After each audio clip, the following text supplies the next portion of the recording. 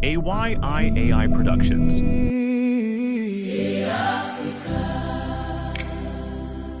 Kesho yetu inatuita, watoto wetu wamejaa ndoto, lakini ndoto zinahitaji mwelekeo. Viongozi wa Afrika, wakati wa kusimama umefika, wakati wa kujenga umefika, wakati wa kuhamasisha umefika.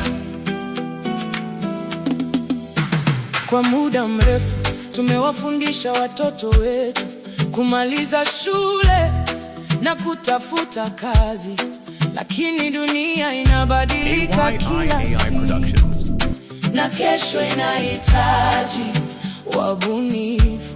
Kila shule ianzishe mashindano ya sayansi, teknolojia, biashara na sanaa.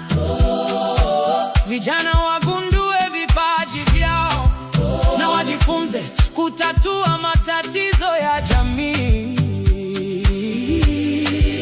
Mtoto mwenye elimu anaweza kujenga taifa. Mtoto mwenye maono anaweza kubadilisha dunia. Hata kama kuna kazi rasmi, ubunifu unaweza kuleta maisha mapya. Viongozi wa Afrika, simameni sasa, acheni kulaumiana na badilisheni hali. Kila tatizo lina nafasi ya mafanikio.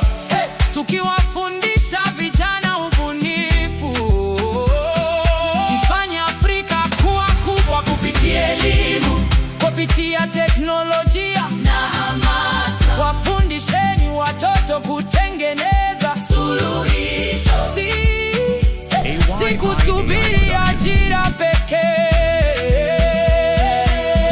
Mitaani kuna changamoto nyingi, lakini changamoto zinaweza kuwa biashara. Vijiji vinahitaji maji na umeme, miji inahitaji mawazo na uvumbuzi.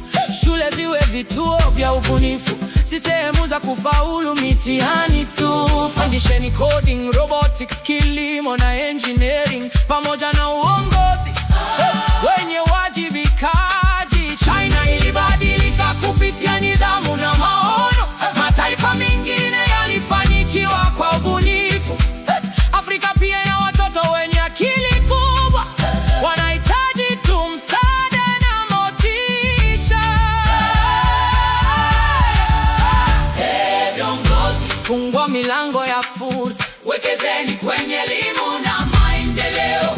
Unganisha Afrika kwa maono moja, na vijana waiongoze kesho. Mitima sikate tamaa, kwa sababu hakuna kazi ofisini kwa elimu sahihi na mawazo